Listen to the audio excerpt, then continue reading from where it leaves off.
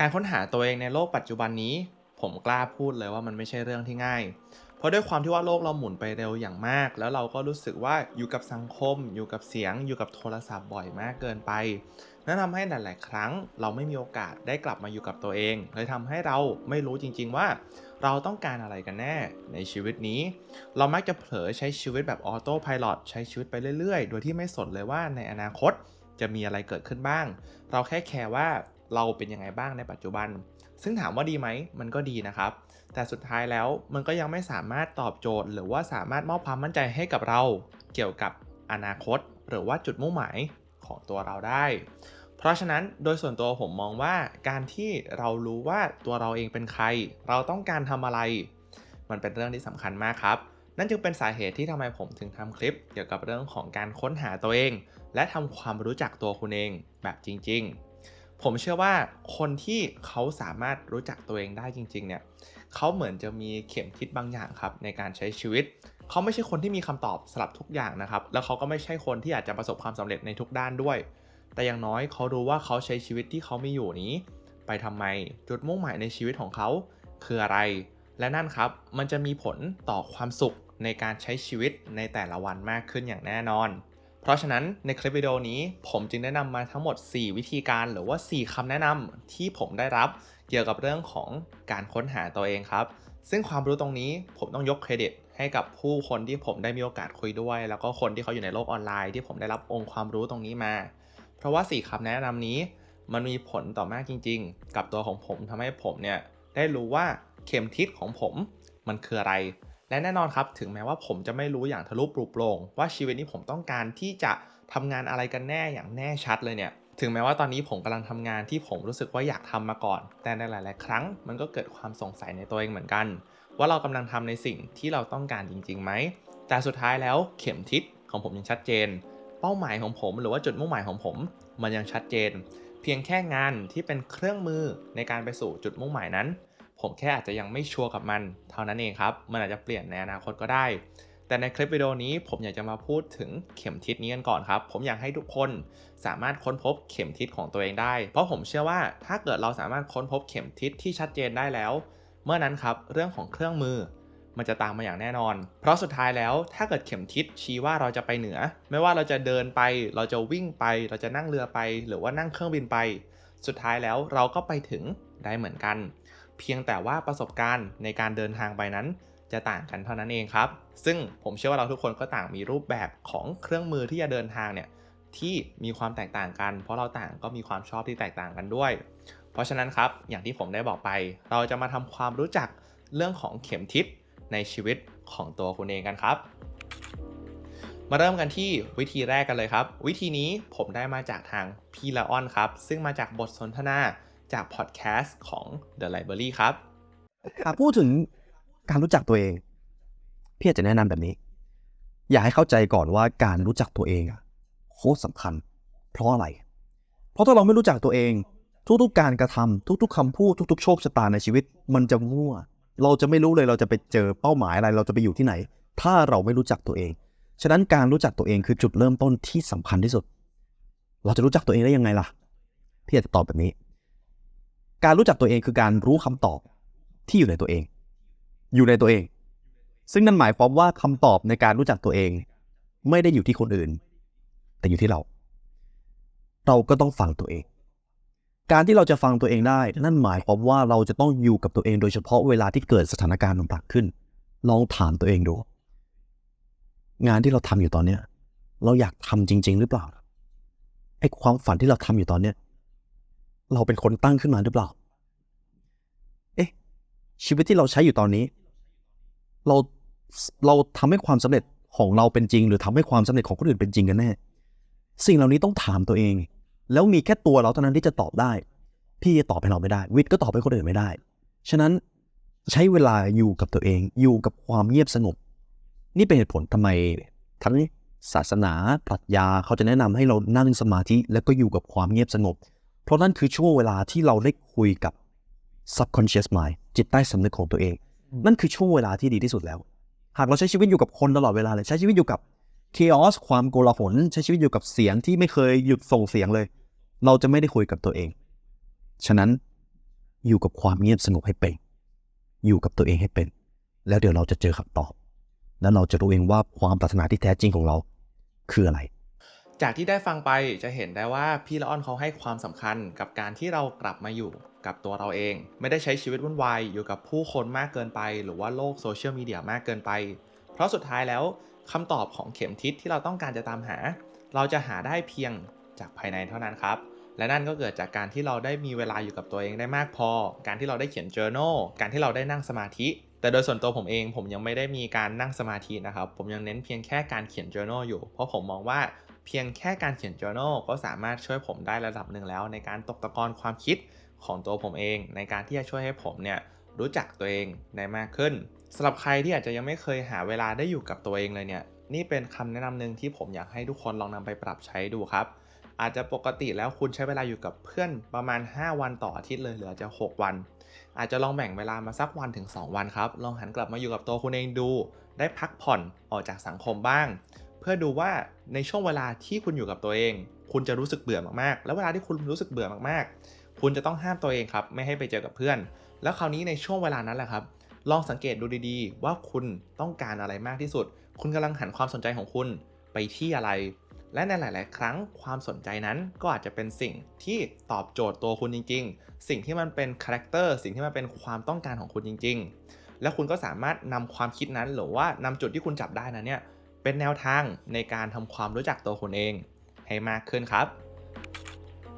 ต่อมาครับวิธีที่2วิธีนี้คือเรื่องราวของปมในวัยเด็กครับว่ามันจะมีผลต่อรูปแบบการใช้ชีวิตของเราในปัจจุบันและเป้าหมายของเราในอนาคตโดยแนวทางนี้ผมได้มีการพูดคุยกับทางแน็กศิวกรซึ่งเขาเป็นยูทูบเบอร์ด้านการพัฒนาตัวเองนะครับซึ่งเขาทำคอนเทนต์ได้ดีมากๆแล้วผมก็เพิ่งมีโอกาสได้พูดถึงหนังสือเขาในคลิปล่าสุดเลยซึ่งเป็นหนังสือที่ดีมากๆเช่นกันอยากแนะนำให้ทุกคนลองไปอ่านดูนะครับ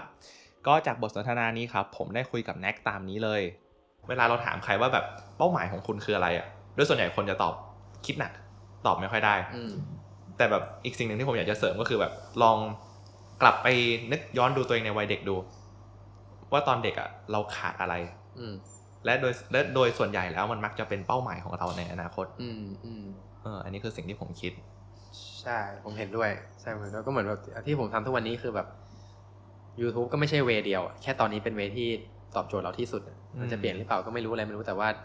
แค่เกือบทุกงานที่ผมจับมาเป็นงานที่ไม่มั่นคงหมดแล้วก็ต้องพิสูจน์ตัวเองมาตลอดหลายปีแบบพอถึงจุดนี้เริ่มเห็นภาพแล้วว่าเรากำลังจะพรูฟได้นะ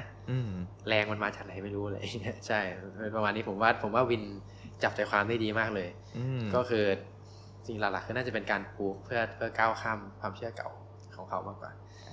จากที่ทุกคนได้ฟังกันจะเห็นได้ว่าทางแน็กเขามีปมอย่างหนึ่งจริงๆก็เรียกว่าปมไม่ได้เต็ม 100% หรอกครับเรียกว่าสิ่งที่เราขาดในวัยเด็กแล้วกันหรือว่าสิ่งที่เราต้องการที่จะพิสูจน์และสิ่งที่แน็กต้องการที่จะพิสูจน์มันคือการพิสูจน์กับที่บ้านเขาให้เห็นว่างานที่ไม่มั่นคงเนี่ยมันก็สามารถสร้างความมั่งคั่งให้กับตัวเขาได้จริงๆนะและนั่นครับก็กลายเป็นเป้าหมายของแน็กที่แน็กต้องการที่จะพิสูจน์ให้คนอื่นเห็นว่าสิ่งที่เขาเลือกเนี่ยมันเวิร์กจริงๆเพราะฉะนั้นสำหรับวิธีการนี้คุณอาจจะลองสอบถามกับตัวคุณเองดูก็ได้ว่าในวัยเด็กมีปมอะไรบ้างที่คุณมีอยู่มีอะไรบ้างที่คุณรู้สึกขาดถ้าเกิดผมจะยกอีกตัวอย่างหนึ่งครับซึ่งเป็นตัวอย่างกรณีของเพื่อนผมเองเขาเป็นคนหนึ่งที่ในวัยเด็กครับมีความตึงเครียดกับพ่อแม่ระดับหนึ่งพ่อแม่เขาค่อนข้างมีความจริงจังกับเขาสูงทำให้เขาเนี่ยรู้สึกว่าชีวิตเขาเต็มไปด้วยความเครียดอยู่ตลอดเวลาเลยทำอะไรก็รู้สึกว่าไม่ดีพอแต่ทีนี้ครับพอผ่านมาจนถึงปัจจุบันเขาพบว่าอดีตเขาเต็มไปด้วยความเครียดณตอนนั้นมันเลยกลายเป็นปมและทุกวันนี้เขาอยากจะกลายเป็นคนหนึ่งครับที่สามารถสร้างเสียงเฮฮาให้กับผู้คนรอบข้างได้เพราะเขามองว่าเขาขาดสิ่งนั้นในตอนวัยเด็กแล้วมันทำให้เขารู้สึกแย่เขาจึงอยากจะเป็นสิ่งนั้นครับสิ่งนั้นในที่นี้ก็คือบุคคลเฮฮาบุคคลที่สามารถทำให้บรรยากาศนั้นไม่ตึงเครียดทุกคนมีความสุขเวลาได้อยู่ด้วยกันนั่นคือสิ่งที่เขาอยากจะเป็นแล้วก็อยากจะกลายเป็นเรียกว่า positive energy ให้กับผู้คนรอบข้างได้ซึ่งจะสังเกตได้ว่าทั้งเคสตัวอย่างของการที่ผมได้พูดคุยกับแน็กแล้วก็ตัวอย่างของเพื่อนของผมเนี่ยเรื่องราวในวัยเด็กหรือว่าสิ่งที่เขาต้องการจะพิสูจน์หรือว่าสิ่งที่เขาเคยขาดเนี่ยมันมีผลเป็นอย่างมากเลยต่องานที่พวกเขาทำหรือว่าบุคลิกที่พวกเขามีแน่นอนครับจากที่ทุกคนได้ฟังว่ามันเป็นเพียงแค่เข็มทิศนะครับมันเป็นแค่สิ่งที่ชี้นำเส้นทางว่าเขาควรจะเดินไปในทางไหนในอนาคต สิ่งเหล่านี้ผมเชื่อว่าเรื่องที่มันเป็นแก่นจริงๆเนี่ยเรื่องของการที่อยากจะพิสูจน์แล้วก็เรื่องของการที่อยากจะเป็นคนที่สร้างเสียงเฮฮาให้กับผู้คนนี่เป็นแก่นที่จะไม่มีวันเปลี่ยนแปลงแต่สุดท้ายแล้วเครื่องมือหรือว่า tools อย่างที่ผมได้พูดไปตอนแรกนะครับว่าคุณจะเดินไปวิ่งไปขับรถไปหรือว่านั่งเครื่องบินไปสิ่งเหล่านี้มันคือสิ่งที่สามารถเปลี่ยนแปลงได้แต่อย่างน้อยพวกเขารู้แล้วว่าเขาใช้ชีวิตของพวกเขาอยู่ทุกวันนี้ไปทำไมนั่นเองและต่อมาครับวิธีที่3นั่นก็คือการค้นหา why ของตัวคุณเองครับ why ในที่นี้ผมก็ได้มาจากหนังสือ Start with Why นะครับของคุณ Simon Sinek นี่เป็นหนังสือเล่มดังมากผมเชื่อว่าใครที่อยากจะเริ่มต้นธุรกิจตัวเองนี่เป็นหนังสือที่ผมแนะนำมากครับที่อยากให้ลองหามาอ่านดูมันเป็นเกี่ยวกับการที่เราค้นหาว่าทำไมเราถึงทำในสิ่งที่เราทำอยู่ทุกวันนี้ทำไมผู้คนจะต้องให้คุณค่าด้วยในสิ่งที่เราทำแต่ทีนี้ครับผมเชื่อว่าสำหรับใครหลายคนที่อาจจะยังแทบจะไม่รู้จักตัวเองเลยเนี่ยหรือว่าเพิ่งเริ่มต้นงานใหม่ๆนี่อาจจะเป็นคำถามที่ยากเกินไปว่าเราจะสามารถตอบได้ยังไงเพราะแรกๆเราอาจจะเริ่มด้วยเรื่องของการทำงานเพื่ออยู่รอดใช่ไหมครับทำงานเพื่อเงินเพื่อนำเงินมาใช้เพื่อใช้อยู่ชีวิตการเป็นอยู่ทั่วไปแต่ทีนี้ครับมันมีอีกรูปแบบการคำถามหนึ่งที่ผมได้รับมาจากทางผู้เขียนเองด้วยแล้วผมมองว่ามันน่าสนใจมากเขาบอกว่าในการที่เราจะสามารถค้นพบ why ของตัวเราเองได้ให้เราออกไปถามเพื่อนของเราครับแล้วคำถามเนี่ยน่าสนใจมากมันคือการที่เราถามกับเพื่อนสนิทของเราว่าทำไมเราถึงเป็นเพื่อนกันและทางคุณแซมมอนซิเนกเขาบอกว่าสิ่งนี้ครับไม่เวิร์กกับการถามแฟนหรือว่าถามคนในครอบครัวนะครับจะเวิร์กแค่กับเพื่อนสนิทเท่านั้นแล้วพอเราถามเพื่อนของเราไปแบบนั้นแล้วเนี่ยเขาจะสามารถตอบมาได้ครับว่าแบบอ๋อเราเป็นคนแบบนั้นเราเป็นคนแบบนี้เราเป็นคนจริงใจแต่สุดท้ายเราจะต้องเรียกว่าหาคำตอบเพิ่มนะครับว่าคำตอบเหล่านั้นเนี่ยเขาสามารถไปตอบกับใครก็ได้ที่เป็นเพื่อนของเขาเราจะต้องหามาให้ได้ว่าอะไรที่มันเจาะจงเกี่ยวกับเราเท่านั้นที่ทำให้เรานั้นเป็นเพื่อนกันหรือทำให้เขารู้สึกยังไงกับการที่ได้เป็นเพื่อนของเราต้องเจาะออกมาให้ได้มากที่สุดและผมก็มีโอกาสได้นำเทคนิคนี้เนี่ยไปลองกับเพื่อนเช่นกันและคำตอบที่ผมได้รับเนี่ยก็จะมีอยู่2ข้อหลักๆครับอย่างแรกคือเพื่อนของผมบอกว่าผมเนี่ยพออยู่ด้วยแล้วรู้สึกว่าสบายใจพูดคุยอะไรก็ได้และอย่างที่2เนี่ยมันคือการที่เขาบอกว่าเขารู้สึกว่าเขามี mindset ที่ดีมากขึ้นจากการที่ได้รู้จักผมและเขารู้สึกว่าเขาอยากจะใช้ชีวิตให้มีระเบียบมากขึ้นด้วยนี่คือ2คำตอบที่ผมได้รับจากเพื่อนแล้วพอผมหันกลับมามองตัวเองกับงานที่ผมทำอยู่ทุกวันนี้แล้วมันก็สอดคล้องจริงๆผมรู้สึกว่าผมอยากจะสร้างพื้นที่หนึ่งครับที่ผมต้องการจะสื่อสารบางอย่างที่ทำให้ทุกคนเนี่ยมี mindset ที่ดีขึ้นมีมุมมองที่ดีขึ้นต่อการใช้ชีวิตแล้วก็แน่นอนครับการที่คุณมี mindset ดีขึ้นมีมุมมองที่ดีขึ้นมันก็จะส่งผลให้ระเบียบวินัยในการใช้ชีวิตของคุณเนี่ยดียิ่งขึ้นด้วยเพราะเราล้วนอยากจะเป็นคนที่ดีขึ้นและเก่งขึ้นนั่นเองส่วนเรื่องของการรับฟังตรงนี้ผมก็สังเกตว่าด้วยความที่ว่าผมหันมาทำการสัมภาษณ์มากขึ้นผมเชื่อว่าตรงนี้น่าจะเป็นประโยชน์และตอบโจทย์กับตัวตนของผมมากขึ้นด้วยและจะเป็นผลดีกับอาชีพในทางนี้เช่นกันซึ่งนี่คือคำตอบที่ผมได้รับมาแล้วผมก็เชื่อว่ามันน่าจะมีส่วนต่อแก่นหรือว่าตัวตนของผมและสามารถนำไปปรับใช้กับการทำงานให้เกิดประโยชน์สูงสุดได้ซึ่งผมมองว่าผมโชคดีมากที่แก่นของผมเนี่ยมันตรงกับงานเรียกว่าสัมภาษณ์ใช่ไหมครับแล้วก็งานที่เอามาแชร์ความรู้ตรงนี้แต่ทีนี้ครับถ้าเกิดเป็นในเคสของแต่ละคนที่กำลังดูคลิปนี้อยู่ผมอยากให้ทุกคนลองไปถามเพื่อนสนิทของคุณดูว่าทำไมคุณกับเขาถึงเป็นเพื่อนกันพยายามเจาะจงมาให้ได้มากที่สุดนะครับว่าทำไมมีแค่คุณเท่านั้นที่แบบทำไมต้องเป็นคุณที่เป็นเพื่อนเขาได้คุณมีแบบคุณทำให้เขารู้สึกยังไงคุณต้องเค้นคำตอบออกมาให้ได้มากที่สุดนะครับถามเขาเลยตรงๆว่ารู้สึกยังไงบ้างและในหลายๆครั้งเพื่อนอาจจะบอกว่าเฮ้ยมันตอบยากนะแต่คุณจะต้องกดดันเพื่อนให้ได้มากที่สุดนะครับอันนี้จริงๆถ้าเกิดกดดันได้มากคุณก็จะสามารถค้นพบคำตอบที่ตรงไปตรงมาได้มากขึ้นด้วยและหลังจากที่คุณได้คำตอบมาแล้วผมเชื่อเลยว่ามันจะมีหลายอย่างมากที่เพื่อนได้พูดออกมาพยายามจดให้หมดนะฮะแล้วหลังจากนั้นเนี่ยค่อยมาหาแก่นของคำตอบทั้งหมดอีกทีพยายามสรุปว่าสุดท้ายแล้วแก่นจริงๆของคุณคืออะไรและนั่นครับมันจะกลายเป็นเข็มทิศของการใช้ชีวิตของคุณได้อย่างแน่นอนและพอคุณรู้นะครับก็นำไปต่อยอดต่อว่าชีวิตการทำงานถ้าเรามีส่วนเกี่ยวข้องของ why ตรงนี้แล้วนำมารวมกับการทำงานได้มันจะสามารถยกอิทธิพลความสามารถของคุณได้มากขึ้นอย่างแน่นอนครับแล้วก็มาถึงเทคนิคสุดท้ายนะครับเทคนิคที่4อันนี้ผมได้มาจากทางคุณอาลีอับดาวซึ่งจะเรียกว่า gravestone method ครับหรือว่าคำที่เราอยากจะได้ยินในวันที่เราเสียชีวิตนั่นเองผมอยากจะให้ทุกคนลองจินตนาการดูครับว่าในวันสุดท้ายของชีวิตคุณต้องการให้ผู้คนที่เขาเข้ามาหาคุณเนี่ยบอกกับหน้าหลุมศพของคุณว่ายังไงผมคิดว่าเรียกว่ากิจกรรมนี้หรือว่าแนวคิดนี้เนี่ยมันเป็นสิ่งที่ลึกซึ้งมากและมันชวนให้เราคิดระดับหนึ่งเลยว่า เราอยากให้ตัวเราเองเนี่ยเป็นที่จดจำกับคนอื่นว่ายังไงถ้าเกิดผมจะแชร์คำตอบของฝ่ายผมเองนะครับมีประโยคนึงที่ผมได้ยินมาตอนอายุ17แล้วมันก็ตราตรึงในใจผมมากผมไปดูคลิปนึงครับซึ่งเป็นคลิปของแดนล็อกซึ่งเขาก็เป็นเรียกว่านักธุรกิจคนหนึ่งครับที่แบบสุดยอดมากเก่งมากที่ต่างประเทศและสิ่งที่เขาได้พูดมาเนี่ยมันก็ทำให้ผมจำมาตลอดเลยตั้งแต่วันนั้นถึงวันนี้เขาบอกว่าในวันสุดท้ายเขาอยากให้ผู้คนเดินมาแล้วบอกเขาว่า this man changed my life ชายคนนี้เปลี่ยนชีวิตฉันและนั่นก็เป็นคำตอบที่ผมเก็บมาใส่ตัวเองอยู่เสมอเลยครับผมเป็นคนหนึ่งที่เชื่อมากว่าในวันสุดท้ายผมอยากให้ผู้คนเดินมาต่อหน้าหลุมศพผมแล้วบอกว่าผมเนี่ยเปลี่ยนชีวิตเขาได้ไปในทางที่ดีขึ้นและนั่นครับก็กลายเป็นเหมือนกับเข็มทิศที่ผมใช้มาตลอดช่วงเวลาที่ผ่านมาว่าอยากจะทำบางอย่างที่ทำให้ตัวผมนั้นเก่งขึ้นพัฒนาไปได้ดียิ่งขึ้นและส่งต่อสิ่งดีๆให้กับคนอื่นให้ได้มากที่สุดกับเพื่อนก็เหมือนกันผมจะพยายามพูดถึงเป้าหมายตัวเองให้ได้เยอะๆเพื่อที่เขาครับจะสามารถได้รับแรงบันดาลใจตรงนี้ได้แล้วก็มีเพื่อนมาบอกจริงๆนะว่าเขาได้รับแรงบันดาลใจแล้วผมก็รู้สึกแฮปปี้มากว่าผมชัดในตัวเองจริงๆแหละคนอื่นเลยสามารถสัมผัสได้ซึ่งตรงนี้ครับผมเชื่อว่าทุกคนจะต้องลองไปคิดดูนะครับว่าคุณอยากจะให้เพื่อนของคุณหรือว่าคนอื่นๆจดจำคุณว่ายังไงอยากให้เขาพูดอะไรกับคุณในวันสุดท้ายที่คุณเสียชีวิตลงถ้าเกิดผมจะยกตัวอย่างเพิ่มอีกกรณีหนึ่งเพื่อให้ทุกคนเห็นภาพมากขึ้นอีกรอบก็คือเป็นเคสของเพื่อนผมคนเดิมครับผมถามเขาไปว่าอยากจะให้คนอื่นพูดกับเขายังไงในวันสุดท้ายเขาก็ตอบผมเลยว่าเขาอยากให้คนอื่นเนี่ยเดินเข้ามาแล้วบอกว่าคนนี้เนี่ยเป็นคนเฮฮาจังคนนี้สร้างสีสันในชีวิตให้ได้มากขึ้นเยอะเลยซึ่งจะเห็นได้ว่า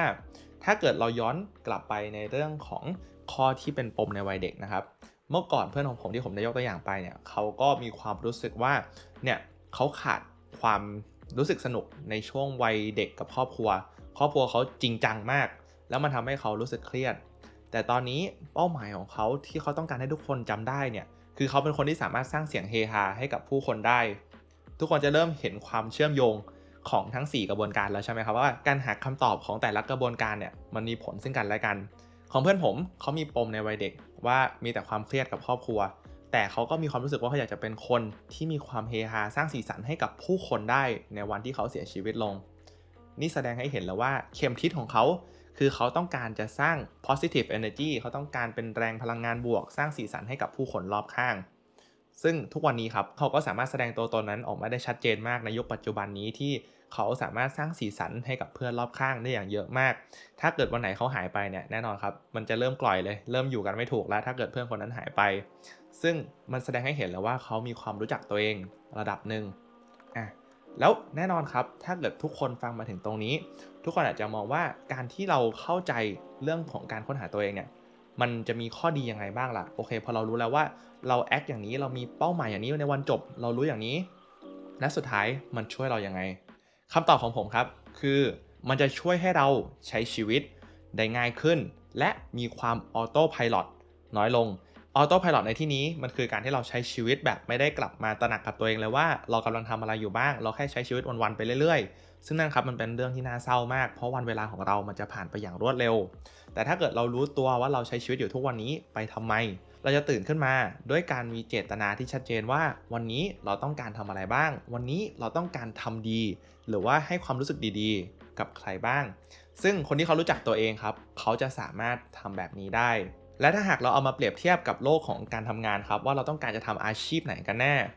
น่นอนถ้าเกิดตอนที่คุณเพิ่งใช้4วิธีการนี้ครับในการค้นหาตัวเองคุณอาจจะยังไม่ทราบว่าคุณต้องการทำงานอะไรแต่สุดท้ายครับคุณมีเข็มทิศว่าคุณต้องการจะกลายเป็นคนแบบไหนกันแน่และงานครับมันคือเครื่องมือที่คุณจะเลือกใช้แล้วแต่ช่วงชีวิตว่างานประเภทไหนถึงจะเหมาะสมเครื่องมือประเภทไหนถึงจะเหมาะสมถ้าเกิดผมจะเปรียบเทียบเกี่ยวกับการเดินทางอีกรอบหนึ่งนะครับสมมติว่าเข็มทิศคุณชี้ไปที่ทางเหนือณตอนนี้คุณเริ่มจากที่ดินใช่ไหมครับคุณอาจจะเลือกขับรถไปแต่พอถึงจุดนึงคุณเจอแม่น้ำคุณเห็นแล้วว่ารถขับไปไม่ได้คุณก็ต้องเปลี่ยนเครื่องมือกลายเป็นเรื่องของเรือก็ได้อย่างน้อยคุณจะสามารถก้าวข้ามไปอีกฝั่งได้แล้วพอคุณเจอฝั่งอีกรอบคุณก็อาจจะเลือกเป็นเดินหรือว่าปั่นจักรยานหรือว่านั่งมอเตอร์ไซค์ขับรถหรือถ้าเกิดเจอทะเลกว้างใหญ่อาจจะเป็นนั่งเครื่องบินก็ได้เห็นใช่ไหมครับว่าสุดท้ายแล้วถ้าเกิดเข็มทิศเรามันชัด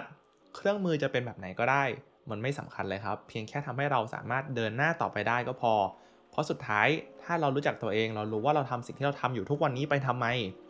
ยังไงครับคุณจะมีความสุขกับการใช้ชีวิตมากขึ้นอย่างแน่นอนและสุดท้ายนี้ครับผมก็อยากจะแชร์ว่าผมก็ไม่สามารถกล้าพูดได้เต็มปากว่าผมรู้จักตัวเองแบบ 100% ผมเชื่อว่ากระบวนการของการค้นหาตัวเองหรือการทำความรู้จักตัวเองเนี่ยมันคือสิ่งที่เราจะต้องทำไปตลอดชีวิตในหลายๆครั้งมันอาจจะสามารถเปลี่ยนแปลงได้ขึ้นอยู่กับสถานการณ์หรือว่าสังคมที่เราอยู่แต่คีย์สำคัญเลยก็คือการที่เราหมั่นคุยกับตัวเองอยู่บ่อยๆครับทำตามข้อที่1เหมือนที่พี่ละออนได้บอกใช่ไหมฮะหาเวลาอยู่กับตัวเองให้มากๆได้คุยกับตัวเองเยอะๆหรือว่าอาจจะเป็นแบบที่3ก็ได้ถามเพื่อนของคุณว่าคุณมีการเปลี่ยนแปลงอะไรไปบ้างหรือว่าข้อที่4ครับหมั่นถามตัวเองเหมือนกันว่าการที่วันสุดท้ายของชีวิตเราเนี่ยเราต้องการให้ผู้คนจดจำเราไว้ว่ายังไงคำตอบเหล่านี้อาจจะเปลี่ยนแปลงได้ตามช่วงปีที่คุณอยู่5 ปีหลังจากนี้คำตอบอาจจะเปลี่ยนแปลงไปเลยก็ได้ซึ่งนั่นก็ไม่เป็นไรครับเพราะสุดท้ายคุณสามารถเปลี่ยนเส้นทางได้เสมอมันอยู่ที่ว่าคุณกลับมาคุยกับตัวเองบ่อยแค่ไหนเท่านั้นเองและอย่างตอนนี้เข็มทิศของผมมันก็ชี้ไปในทางของการสร้างแรงบันดาลใจให้กับผู้คนและการทำช่อง YouTube นี้มันคือเครื่องมือที่ผมเลือกการอยู่กับช่อง The Library มันคือเครื่องมือที่ผมเลือกณปัจจุบันในอนาคตผมก็ไม่สามารถการันตีได้ว่าผมจะทำแบบนี้ต่อมันอาจจะเปลี่ยนเครื่องมือเป็นอย่างอื่นก็ได้ตอนนี้ก็มีความคิดว่าถ้าเกิดผมมีหนังสือสักเล่มนึงเป็นของตัวเองก็น่าจะดีไม่ใช่น้อยและหนังสือครับมันก็จะกลายเป็นเครื่องมือผมอาจจะกลายเป็นนักเขียนก็ได้ใครจะไปรู้ใช่ไหมครับผมก็ไม่รู้เหมือนกันทุกวันนี้ยังเขียนน้อยอยู่เลยแต่อย่างที่บอกครับถ้าเกิดโจทย์ของผมหรือว่า why ของผมเนี่ยคือต้องการ inspire คนแล้ว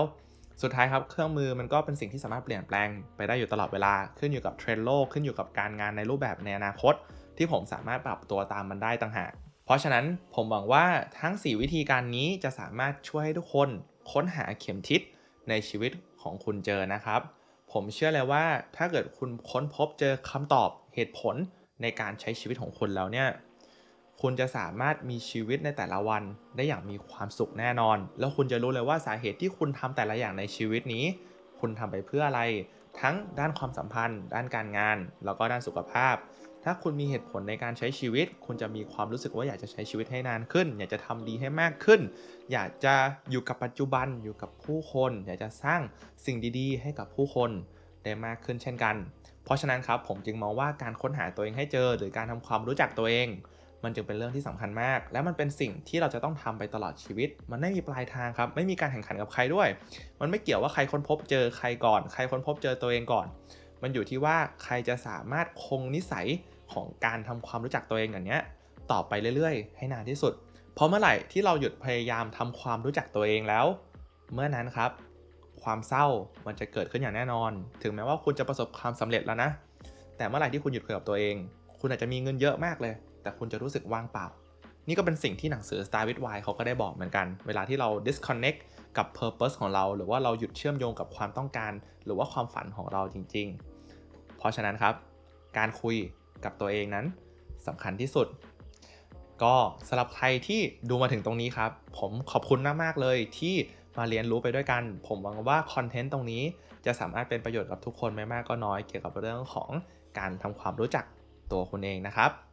แล้วก็สำหรับใครที่ตอนนี้อาจจะสนใจเรื่องหนังสือนะครับผมก็หยิบหนังสือมาพูดถึงระดับหนึ่งเหมือนกันหลังๆนี้แล้วก็อาจจะพบปัญหาว่าเฮ้ยไม่สามารถอ่านหนังสือได้เลยรู้สึกยากมากเลยเกี่ยวกับการเริ่มต้นอ่านหนังสือผมเข้าใจความรู้สึกตรงนี้ดีเลยครับแล้วผมก็ได้ทำคลิปวิดีโอเกี่ยวกับการสอนวิธีไม่ให้สอนสิเกี่ยวกับการแชร์เทคนิคและการที่ผมใช้เพื่ออ่านหนังสือได้มากขึ้นครับก่อนหน้านี้ผมก็เป็นคนที่ไม่อ่านหนังสือเลยเพราะฉะนั้นถ้าเกิดใครสนใจนะครับก็สามารถกดที่คลิปตรงนี้ซ้ายขวาสักด้านหนึ่งได้เลยนะฮะแล้วก็หวังว่ามันจะเป็นประโยชน์สำหรับวันนี้ครับผมขอลาไปก่อนแล้วเดี๋ยวไว้เจอกันอาทิตย์หน้าสวัสดีครับบ๊ายบาย